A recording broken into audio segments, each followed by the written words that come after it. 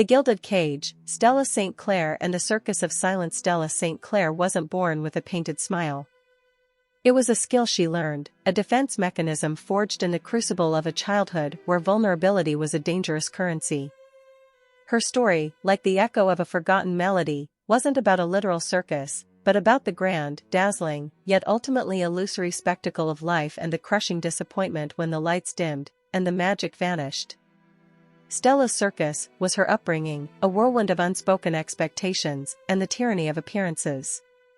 Her mother, a woman whose own dreams had withered on the vine of disappointment, instilled in Stella the paramount importance of keeping up pretenses. "Don't cry out loud," she'd murmur, her voice a low, steady hum, like a lullaby laced with arsenic. "Just keep it inside. Learn how to hide your feelings." It was a mantra, a survival tactic passed down through generations of women who'd learned that vulnerability was a scarlet letter in the rigid society they navigated. Stella's father, a traveling salesman, was a comet streaking across her sky, a burst of boisterous energy and fleeting affection followed by long stretches of echoing silence. He'd bring her trinkets from his travels, a miniature Eiffel Tower, a painted Russian nesting doll, a seashell that whispered secrets of the ocean. These gifts were tangible proof of his love, shimmering jewels in the desert of his absence, but they couldn't fill the gaping canyon of his inconsistent presence. His departures always left Stella feeling like the parade had passed her by, leaving her stranded on the sidelines while everyone else celebrated. She learned to paint on a smile, just like her mother taught her. It became a reflex, an automatic shield against the world's judging eyes, a mask molded to perfection. She excelled in school, not because she was passionate about learning, but because it earned her praise, a validation she craved like a parched traveler in a desert. She became the perfect daughter, the perfect student, the perfect friend, all carefully constructed facades, like elaborate stage sets hiding in empty theater. Her clown wasn't a literal circus performer, but the succession of relationships she stumbled into, each one a desperate, flailing attempt to find the love and connection she yearned for, a moth drawn to a flickering flame. She fell in love easily, drawn to the initial charm and intoxicating excitement, the feeling of being seen and appreciated, like a flower turning towards the sun.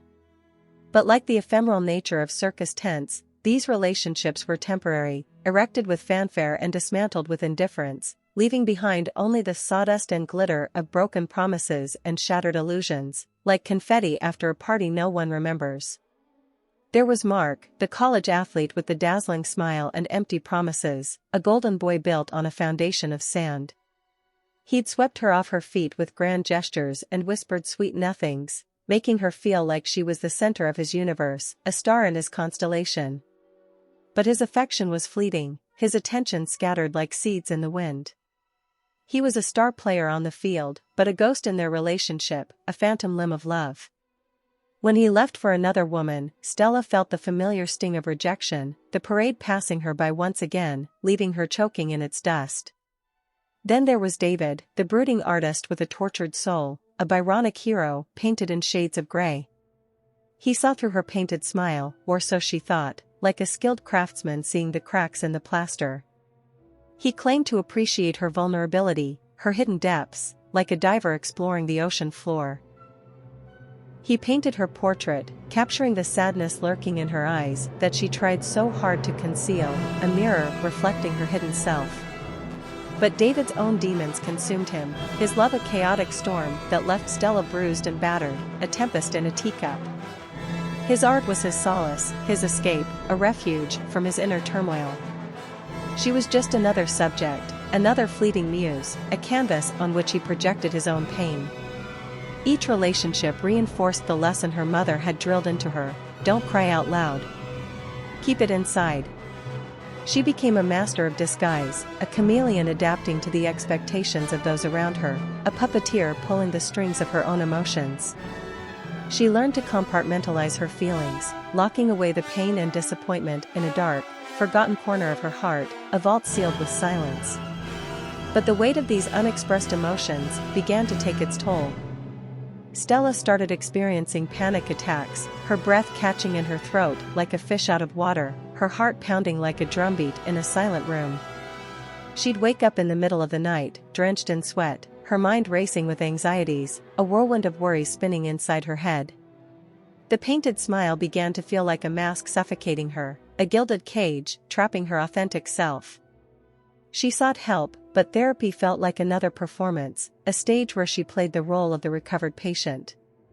She told the therapist what she thought she wanted to hear, what she thought a healthy person should feel, a script written by societal expectations.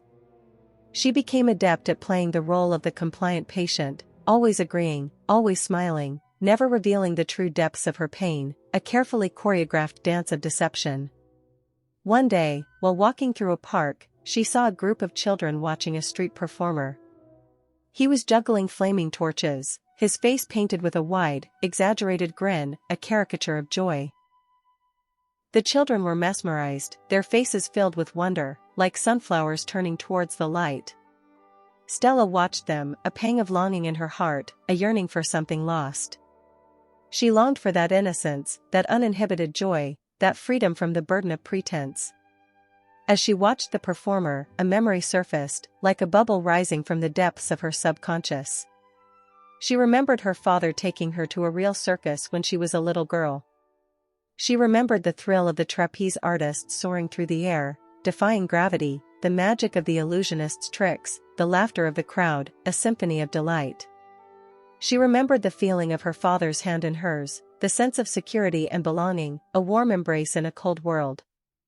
For a brief moment, she allowed herself to feel the sadness, the grief for the lost childhood, the lost connection with her father, a floodgate of emotions opening. She allowed herself to cry, not loud, but a quiet, gentle release, like rain after a long drought.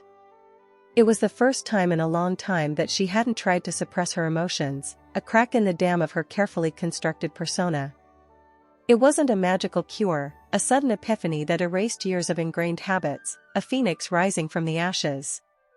But it was a start, a tiny seed of hope planted in the barren landscape of her heart.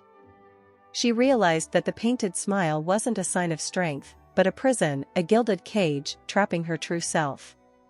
She began to understand that vulnerability wasn't weakness, but courage, a bridge to authentic connection. She started to peel back the layers of her carefully constructed persona, slowly and tentatively, like unwrapping a precious gift. She began to express her true feelings, not with grand pronouncements, but with small, honest gestures, a whisper of truth in a world of lies.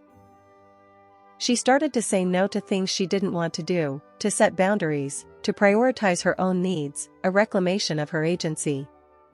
It was a process, a journey of self-discovery, a winding road through the labyrinth of her own heart. There were setbacks, moments when the old habits resurfaced, when the painted smile threatened to take over again, a shadow lurking in the corners of her mind. But she persevered, driven by a newfound desire for authenticity, a compass guiding her towards her true north. She learned that healing wasn't about erasing the past, but about integrating it into her present, weaving the threads of her experiences into the tapestry of her life. She learned that it was okay to feel sad, to feel angry, to feel vulnerable, acknowledging the full spectrum of human emotion. She learned that true strength wasn't about hiding her feelings, but about acknowledging them, accepting them, and learning from them, embracing the messy, beautiful reality of being human. Stella's story wasn't about a circus coming to town and leaving behind broken dreams. It was about the internal circus, the constant performance, the pressure to be someone she wasn't, a play acted out on the stage of her life.